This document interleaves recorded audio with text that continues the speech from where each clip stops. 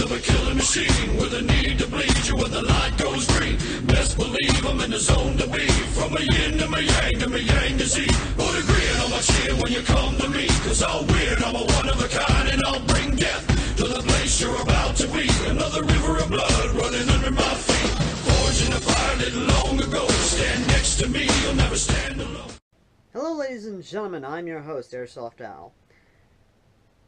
And this is something actually I'm not going to be 100% angry at, but definitely more or less disappointed. But I want to say something first. With the industry now finally evolving to a point that that companies are now experimenting, trying out new things, I think the question now comes down to, should they innovate more? And I'm not talking about Classic Army now announcing the fact that they're coming out with a double-barrel AR, which called it, by the way. Fucking called it.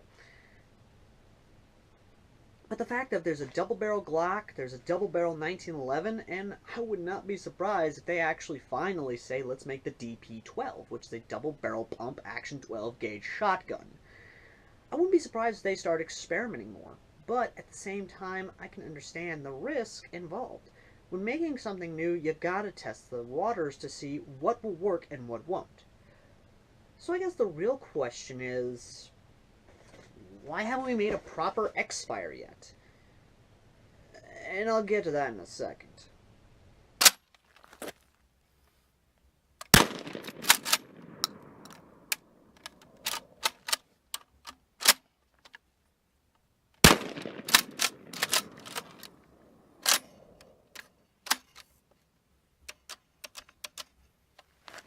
You're seeing this.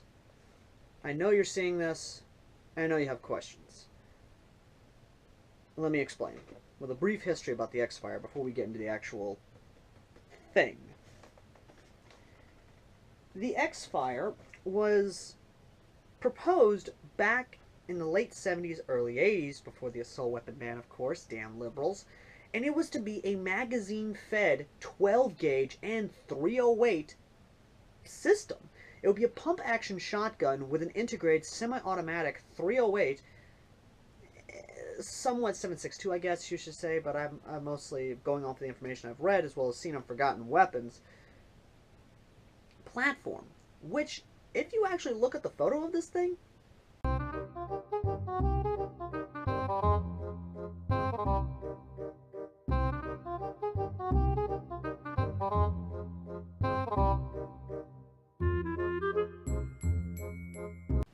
was a really cool concept and idea. I like it. And in my opinion, it could be done now with Airsoft. We'll get into that in a moment as well. But, sad to say, the liberals got their way and they proposed the assault weapon ban, which, let's be honest, was the dumbest damn thing ever and didn't do a damn thing. And then they basically said, and those who pre-ordered the actual X-Fire got a weapon that was legal in the sense that it would still fire a rifle cartridge and a 12-gauge. But, sad to say, it was redesigned to fit the legal, well, criteria of the time. And then we have a horribly long and just icky trigger.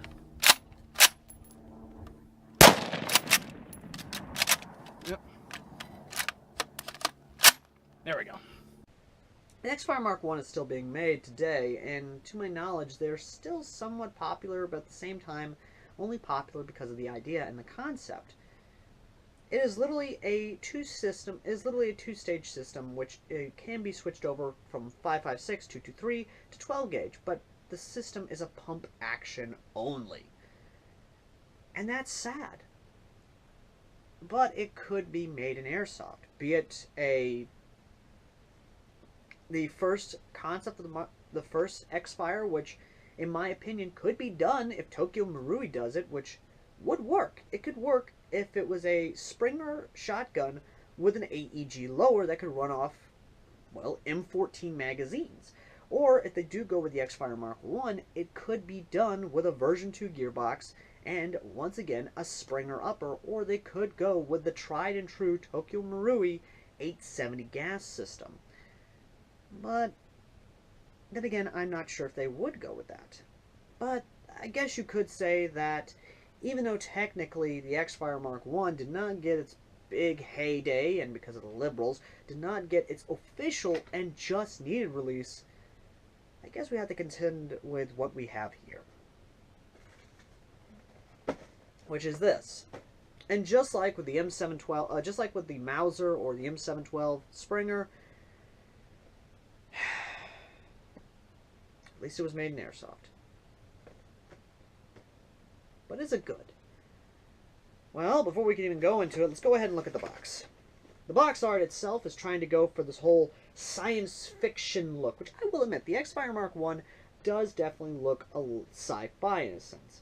But the original X-Fire would have been a better contender and would have been a better design to go with instead of the Mark I. But then again, that's just me. And if you look vaguely in the background here, that vague image, if anyone can make that out, that'd be perfect. But as always, since this is UKarms, oh, by the way, it comes with a laser. See, it comes with a laser. So let's get that.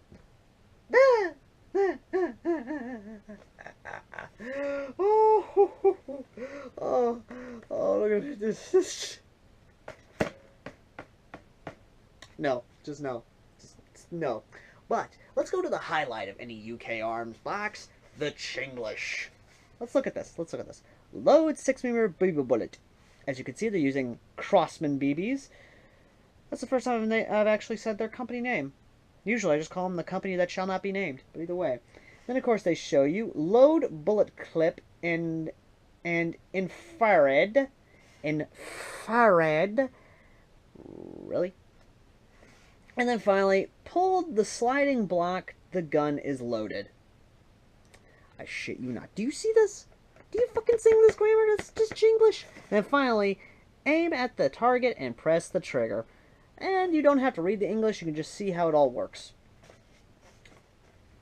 Now, let's go ahead and open it up and see what we got. Okay, here we go. If I can actually open it. Opening the cardboard top to the styrofoam box, you actually get a thing of high quality UKarm BBs. Go ahead and make a meme about it. And what the hell? I can't be the only one seeing what I'm seeing, right? This right here. What does that look like to you? And I mean, I don't care how dirty your mind is. That looks like what I think it looks like. Oh my. Looks like a butt plug. I shit you not, that's what it looks like. What the fuck? Anyway, besides that, of course you get a magazine, which actually is also what locks into the gun. I haven't seen this type of deal since, of course, the Voodoo shotgun behind me, which we'll get to in a second. Let's set that to the side. And then, of course, we have our laser, which is weak as almighty. That is a weak laser. Look at that. Look at that. That is weak. That is ungodly weak. That is just. I mean, can you even see that? Can you even see that out of there? I'm directly on the white. That's barely seeable. Hold on. Let me go ahead and get the other laser. Now, granted, it could be the batteries, which I will actually swap out the batteries for probably soon to actually check, but let's get a real laser. A laser from the company that shall not be named. Look at that. Look at that laser. Look at that laser. That's a laser. And let me try and shine the laser next to it. That's weak. That's weak. What is with that? I'm sorry. No. Also, the laser on this is the scope, and I know I shouldn't. I know I should stop saying laser, but I can't. It's too fun. It's too fun. But yes, outside that, of course, we then come to the gun itself, which is the shortest thing I've ever seen in my life. It is. I mean, the stock is not that bad. I do like the thumbhole stocks. I am a big fan of thumbhole stocks, actually. But the trigger is just so tiny. Look at that. That is tiny. And the pump itself, that's just... The pump is actually something I want to talk about. And I think it lost a screw. Did it lose a screw? I think it lost a screw. Hold on, let me look in here. Yeah. Yeah, there's no screw in there. There's no screw. It lost a screw in transit. No wonder. No wonder it's not going to work. But aside from that, let's go ahead and get the whole thing together. And we'll talk about it in whole, which, let's see if I can actually get this thing together. There we go. Another thing I do like is the fact of they actually made a hole for the follower to actually go through. And there we go. We have our fully assembled X-Fire Mark I Springer. And the plastic is so-so. The buttstock is probably the thickest plastic I've ever felt. The front part of it is not as thick, but definitely there. The laser, of course, do I even have to say what it is? It's just bad. Not only that, but you cannot look through the scope, which is absolutely hilarious. Look at that. I'm just going to try and line the scope up there. That is just, yeah, you can't even see past the actual laser, which, by the way, fun fact, the laser is actually off-centered a bit. And don't worry, I didn't have the gun actually pointed at me. That is just your eyes playing tricks on you. If you actually try to, it makes a decent little red dot, but not even so. It's not. The magazine itself is actually a small magazine, but once again, I've seen this type of setup done better. And I'm going to go behind me. Here's the Voodoo shotgun. The Voodoo shotgun is actually a magazine-fed pump-action shotgun, and it's actually good. It's got weight to it. It works. It's meant to be there. And this is actually cheap. It's $35 USD, and it works just fine. And this is a sleeper sniper. It has a hop-up. It's got a magazine fit. It's got a magazine. Which, by the way, there are actual South Korean pump-action rifles that have AEG-style high caps with a twisting bottom, which I'm going to see about APEC. I'm going to see if we can't get some to review on this show, by the way. Look them up. They're known as Academy Plastic. They are actually real. Either way, though. This thing has better FPS, and it works just fine. This price tag is definitely something you want to go with. Now, comparing that to, of course, the X-Fire, I'm happy that the X-Fire was made into Airsoft, but I'm disappointed how it is. And before a lot of you ask, yes, the Picatinny rail does work. No, I would not recommend you actually use it, because even though it does work, it's not that good, I'm afraid. Also, we're going to have to remove the plastic tip here, which is going to be oh so fun. The barrel, of course, actually comes to about here, give or take, when in reality it doesn't go all the way up here. So we're going to have to remove that tip, which is going to be oh so fun. But either way, the way you actually load it is through here. And also, the Picatinny rail's up here. Yes, you can actually put it on here, but the way it's cramped up on you, it's just uncomfortable as almighty, and it is definitely made for a smaller player, but even then, I would not recommend it. Now,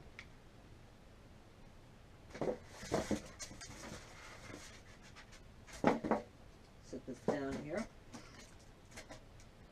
Now, with just the scope off, it definitely does have decent iron sights, even though they're little U cutouts, they're still iron sights, to say the least, and they do work somewhat. My biggest disappointment has to be the fact of they could have made this full size. Instead of making this smaller version, they could have made it full size, and it could have worked then. I mean, yes, I am complaining about a company who's well known for making horrible shit, but I'm just saying, any company out there that wants to make a Springer version of this that takes AEG magazines, make it full size, and you definitely have a seller. You definitely have a winner, because let's face it, the idea of a pump action Springer that actually is good, has a hop-up system, and actually would work is definitely something to say the least. Not only that, but here's an idea if you're actually going to make this version of the X-Fire. You can make the back end here actually basically an enlarged Springer shotgun shell, which can hold more than 30 rounds, or you can make it to where even that. Not only that, but there'd be a switch right here, which is actually done in real life. I don't know why the switch is over here on this side. Switch it up, that way you can actually pump it, fire, pump it, fire, pump it, fire, pump it, fire, or switch it down, that way you can actually have an AEG like that. it would work. In my opinion, it would work. It'd be fast. I mean, hell, if you have to have both switches near the hand area to where you can actually, one, flip a switch on this side to where it can be, flip a switch on this side where it can be a shotgun, or flip the switch down to where you can actually have an AEG, and definitely have it to where you would have that. I mean, would the gun be expensive? I would definitely estimate it to be around the mid to high 200s. It would definitely be around 280, 300 area. That's just my guesstimation on if they were to actually make the X-Fire Mark 1 in Airsoft. But the Springer version here, it's definitely something of a misstep in my opinion. It's definitely,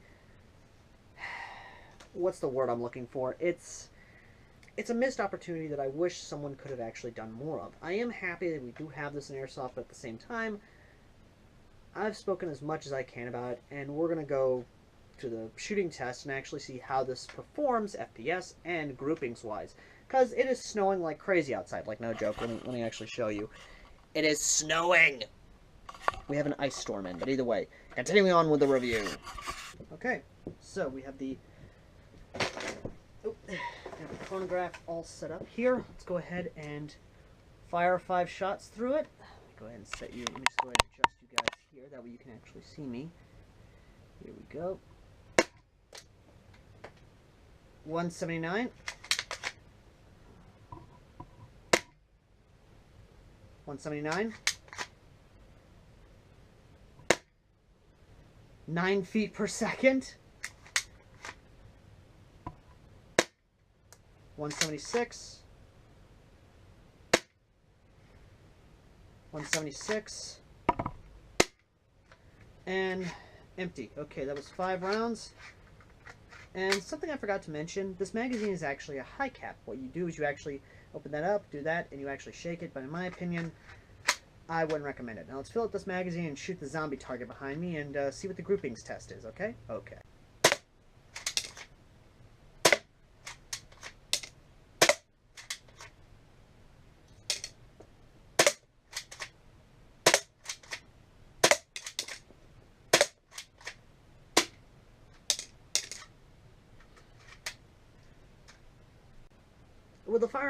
With a mediocre grouping and not really that great of an FPS, and the possibility of modification probably being there, what are my thoughts? It's a big disappointment. I'm one of the many people who would actually love to see an X-Fire in Airsoft, be it the Mark 1 or the original version, which would have had a double magazine system, where it would have fed, or not really a double magazine system, but it would have been amazing to see. And I would recommend you look into the X-Fire. It's an interesting concept that that because of a dumb fucking liberal decision that didn't change anything, mind you, caused an amazing possible system to basically, yeah. Where does this fall? It is a 4 out of 10. It's below average. It is. Then again, I am giving that score out of the fact of it's an X-Fire Mark 1. It is. We have been asking for this for a while, and the fact that we know that there's something like this on the market, we need to speak up, and we need to start petitions to actually get the X-Fire made. I could see Tokyo Marui completely taking this and basically being like, oh, we can take this and we can make it good. That's what we can do. Or I could see a lot of other companies, Classic Army maybe, I could see them take this and be like, you know what? Hold my bear. We can make this good. We can make this work. Hell, I could probably even see fucking Norinco. Not Norinco, my bad. Fucking anyone, please, I beg of you. I don't care if you have to make this thing to a full-size Springer. I don't care if you have to make it into a crazy $300 gun. Just, I beg of you, make this work. Make this happen. This is something that is a missed opportunity and could work in Airsoft. There are so many prototype guns that fail in the real steel, but would thrive in Airsoft. And we all know it.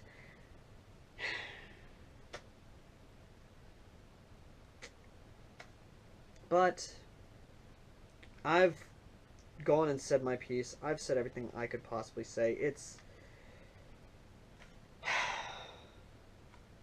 By this point in time, I can't say anymore. Thank you all for watching, and thank you for tuning in for review 2 out of 12 of 12 Guns from Hell. And who knows, maybe the next gun in this review series won't be as bad of a disappointment. I mean, it's not like Apex wants me to suffer, is it? Hold on. Oh. Hello? Uh-huh. Uh-huh. RPG. Cool. Yeah, I'm glad to review an RPG. Not that RPG.